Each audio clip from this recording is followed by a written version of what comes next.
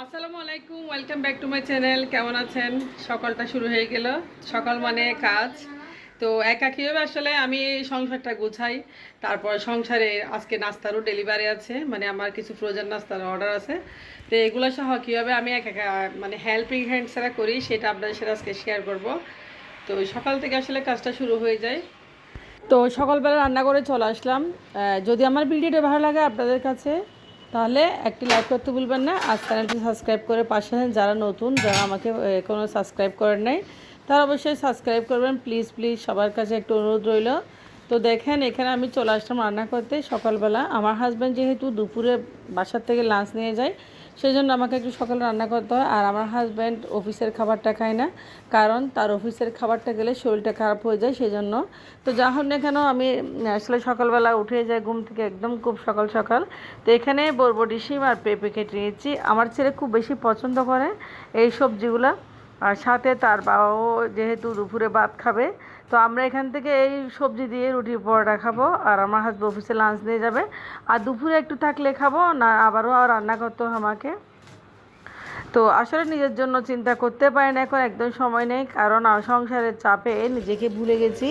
তো এটা কিন্তু একবারে ঠিক না, তবে আমি কিন্তু নিজেকে খুব অবহেলা করতেছি আজকাল। তো রাতে দেরিতে ঘুম গেছি, খুব কিন্তু আর্লি উঠতে হচ্ছে। এদিকে চলে আসলাম, ওদিকে চলে আসলাম। বাজিগুলো কাটা হয়ে গেছে, এখন আমি বাজিগুলো একটু পরিষ্কার ধুয়ে নেবো। এখানে পেঁপে আর বরবটি শিম এই দুইটাই সবজি মিক্স করেছি। তো আমার ছেলে বিশ্বাস করবে না, এত যে পছন্দ করে এই সবজিগুলো, সেজন্য আমাকে আসলে সবসময় এই ভাজিগুলো করতে হয়। আর ভাজিগুলো আমি খুব সুন্দরভাবে করি রুটি পরোটার সাথে খাওয়ার জন্য, যেহেতু আমরাও খাই। তো পেঁপে এবং বরবটি শিম একসাথে, গাজর থাকলে আরও ভালো হতো, যেহেতু গাজর শেষ হয়ে গেছে। তো গাজরটারে বাসা আসলে একদম সব গাজর গ্রেড করে রেখে দিয়েছি ডিবে। তো এদিকে দেখেন আমি বারে বারে করে সবজিগুলো ধুয়ে দিচ্ছি। আর আমার একটা অভ্যাস, আমি বারে বারে সবজিগুলো একটু ধুয়ে নিই। একবার ধুলে আমার ভালো লাগে না, সেটাই আর কি। অনেক অনেক কিছু ভাবতে পারেন।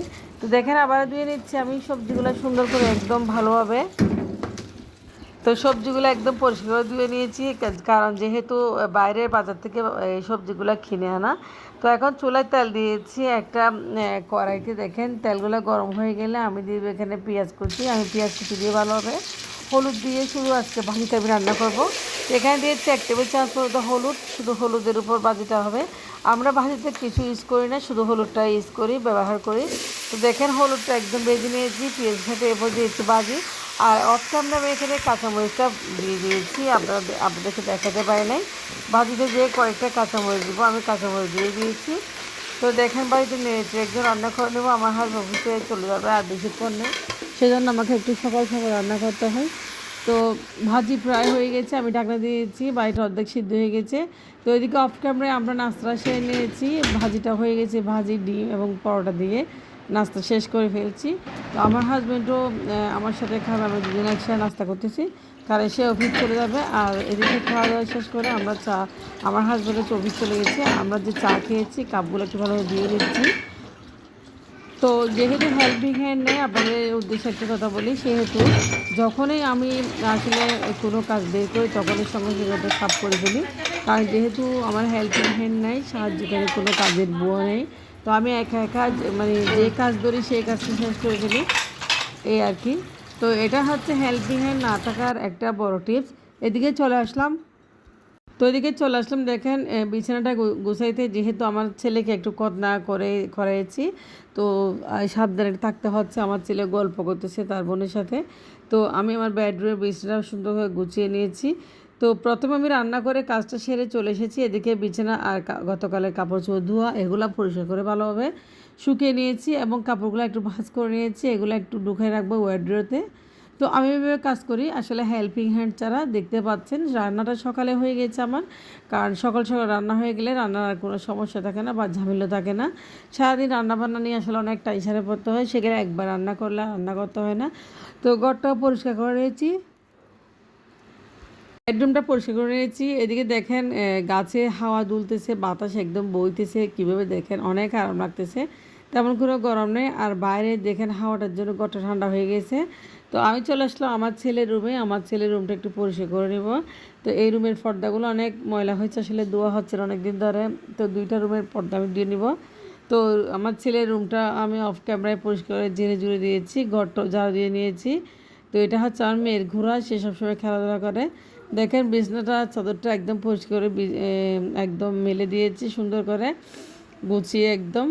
যা হোক না কেন আসলে সংসারের কাজ এগুলো করতে হয় মেয়ে হিসাবে। তো শুধু রান্না বান্না করলে হবে না, আসলে সংসার গোছানো হচ্ছে অনেক বড় কথা। তো এদিকে আমার ছেলের রুমটাও পরিষ্কার করে নিয়েছি, আমাদের রুমটাও পরিষ্কার করে নিয়েছি খুব সুন্দর করে একদম। এদিকে আমার ছেলের বইগুলো অগোছানো ছিল, এলোমেলো, সেগুলো একটু গুছিয়ে দিয়েছি। কারণ হচ্ছে যেহেতু এখন আসলে খতনা করে এসে পড়াশোনাতে বসতেছে না, সেহেতু একটু অবসর নিয়েছি কিছুদিনের জন্য। তো যা হোক, এদিকে ওয়ার্ডের উপর অনেক ধুলোময়লা জমে গেছে, এগুলো পরিষ্কার করেছি আর বইগুলো একটু বাস করেছি। আপনারা অবশ্যই জানেন আমি দুইটা পরীক্ষা দিয়েছি, একটা হচ্ছে এমএ পরীক্ষা আর একটা হচ্ছে এলএলবি। তো আমি এমএ পরীক্ষা আলহামদুলিল্লাহ পাশ করে ফেলছি, সেটা আপনাদের উদ্দেশ্যে বলতে চাচ্ছি। তো পাশ করেছি, গত 4 তারিখ এমএ রেজাল্ট দিছে। আমি ইসলামিক হিস্টোরি নিয়ে এমএ পরীক্ষায় আমি ফার্স্ট ক্লাস পাইছি আলহামদুলিল্লাহ। যাক, সংসার নিয়ে বাচ্চা নিয়ে যে এভাবে কষ্ট করে যাচ্ছি এটাই হচ্ছে অনেক। যা হোক, আপনাদের সাথে শেয়ার করতেছি আসলে কীভাবে ঘরটা গুছে সকাল থেকে, সেটাই শেয়ার করতেছি। তো কথার মাঝখানে সেটাই চলে আসছে, যেহেতু আমি পাস করেছি সেটা। তো এদিকে আমার হাজব্যান্ডের কাপড় চোপড়গুলো খুব এলোমেলো ওয়াইড্রোতে আমি ঢুকিয়ে রেখেছি। তো এদিকে দেখেন আমার ছেলেরও কাপড় চোপড়গুলো ঢুকিয়ে রেখেছি ওর ড্রয়ারে। তো এভাবে আমি সকাল থেকে রান্নাঘরের কাজগুলো শেষ করে এদিকে চলে আসলাম। রান্নাঘর আরও কিছুটা কাজ রয়েছে আসলে, এদিকে দেখেন দিয়ে চলে আসলাম। এখন আমি এগুলো গুছিয়ে নিয়েছি। তো এদিকে ওয়ার্ড্রোবের উপরে অনেক ধুলোমেলা জমে গেছে, কারণ আসলে আমি কয়েকদিন ঘরের কাজ করতে পারি না। ঘরটা একটু ঝাড়ু দিয়ে দিয়েছি, অনেক পরিষ্কার করে নিয়েছি। তো ঘর পরিষ্কার থাকলে আমার কাছে খুব বেশি ভালো লাগে, যেহেতু আমার হেল্পিং হ্যান্ড নেই রেগুলার। আমার খালাটা আসে সপ্তাহে 1-2 বার এরকম আমাকে কাজ করে দেয়, যেহেতু ওয়াশিং মেশিন রয়েছে। কাপড়টা আমি মেশিনে ধুয়ে ফেলি আর বাকি কাজগুলো ঘর মোছা এগুলো খালাই করে।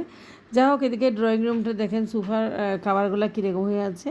আর এদিকে ওয়ার্ড্রোতে আমি কিছু কাপড় দিয়ে রেখেছি, যেহেতু কিছুক্ষণ পর আমি কাপড় দেবো। তো আসলে ওয়াশিং মেশিনটা আমাকে অনেক রক্ষা করেছে, না হলে এত কাজ করা সম্ভব হতো না। এদিকে ড্রয়িং রুমটা একটু গুছিয়ে নিচ্ছি। আর সোফার আসলে কাভারগুলো অনেক দিন হয়ে গেছে আর পুরনো হয়ে গেছে, আর একটা নিতে পারি নাই, ইনশাল্লাহ নিব, সেটা সাথে আছি।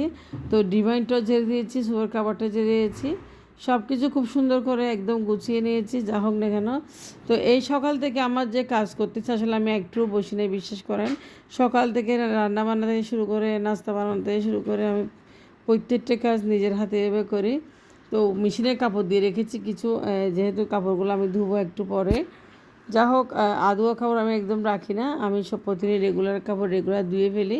তো এটা হচ্ছে একটা সুবিধাজনক কাজ। এদিকে আমার মেয়ে একদম নাচানাচি করতেছে, সে খুব মজা করতেছে তার মার সাথে, আমার সাথে হাসতেছে, যেহেতু সেটা আমার মা। তো ওইদিকে দেখেন আমি অবশ্যই ড্রয়িং রুমটা গুছিয়ে নিয়েছি খুব সুন্দর করে, আপনাদের দেখাচ্ছি। একদম সোফার কাভারগুলো ভালোভাবে লাগিয়ে দিয়েছি। তো এগুলো অবশ্যই একদিন ধুবো আর একদিন আপনার সাথে ভিডিও শেয়ার করব। তো ঘর পরিষ্কার থাকলে আসলে আমার নিজের কাছে খুব বেশি ভালো লাগে। এদিকে ড্রয়িং রুমটা একদম খুব পরিপাটি করে পরিষ্কার করে নিয়েছি, একদম ড্রয়িং রুমের কাছে 2টা বেডরুম পরিষ্কার করে নিয়েছি। আর এরই মাঝে আমি এখন চলে যাবো রান্নাঘর। রান্নাঘর আসলে কাজের শেষ নেই মহিলাদের, যেহেতু আমি সকালে রান্না করেছি এখন রান্না করতে হবে না, তবে বাচ্চাদের জন্য একটু মুরগির মাংস রান্না করে নেব, সেটাই। তো এদিকে দেখেন আমি চলে যাচ্ছি, আপনাদেরকে দেখাচ্ছি আমার ড্রয়িং রুমটা কী অবস্থা। আসলে একদম খুব চকচকে, নিচেও পরিষ্কার হয়েছে। আমি ঘরটা মাঝে মধ্যে আসলে মুছি নিজে। তো এদিকে দেখেন পুরো ঘরের কাজটা, এদিকে আসলে আমি চলেছি রান্নাঘরে। রান্নাঘরে আমার মা আমাকে বিয়ের সময় যে ডেকচিগুলো এই যে ডেকচিগুলো একটু আসলে আমি ভালোভাবে রাখতেছি। দেখেন ডেকচিগুলো গতকাল হোল ছাদ থেকে খালা নামিয়ে নিয়েছে এবং আমার হাজব্যান্ড নামিয়ে দিয়েছে বলছে, এবং খালা ভালোভাবে ছাই দিয়ে একটু মেজে দিয়েছে। আর ডেকচিগুলো আমি একটু আসলে ভালোভাবে পরিষ্কার করে শুকায় উপরে তুলে রাখবো, এই রান্নাঘরের উপরে হোল ছোটো রাখবো না, কারণ ডেকচিগুলো সবসময় মাঝে মধ্যে লাগে আর বড় ডেকচি খুব বেশি লাগে। যা হোক না কেন, আমি আসলে সবগুলো ডেকচি সে নিয়ে রয়েছি, দেখেন খুব সুন্দর একটু। আর এগুলো অনেক বছর, আজকে থেকে 15 বছর হয়ে গেছে ডেকচিগুলো আসলে। যা হোক, এখনও অনেক সুন্দর আছে মাশাআল্লাহ, সবাই দেখতেছেন অবশ্যই। আর রান্না করা খুব কম হয়েছে, ডেকচিগুলোতে আসলে রেখে দেওয়া হয়েছে প্রায়। তো ডেকচিগুলো যেহেতু আমি করে তুললাম একটু গুছিয়ে রাখতেছি এক পাশে।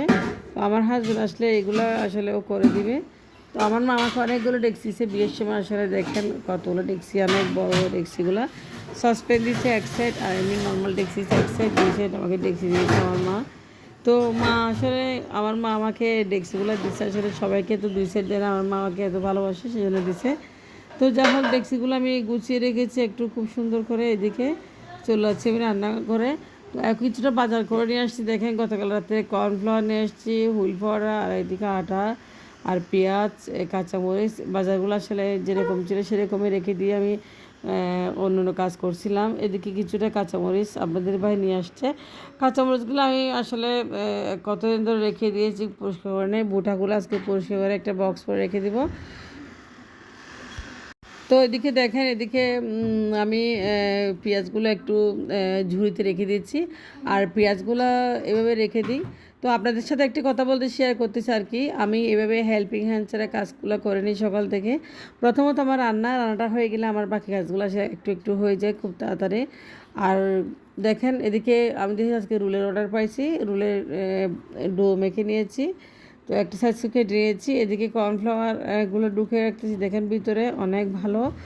আর কর্নফ্লাওয়ার সবসময় লাগে আমার, যা নাস্তাতে লাগে, বিভিন্ন ধরনের কাজে কর্নফ্লাওয়ার লাগে।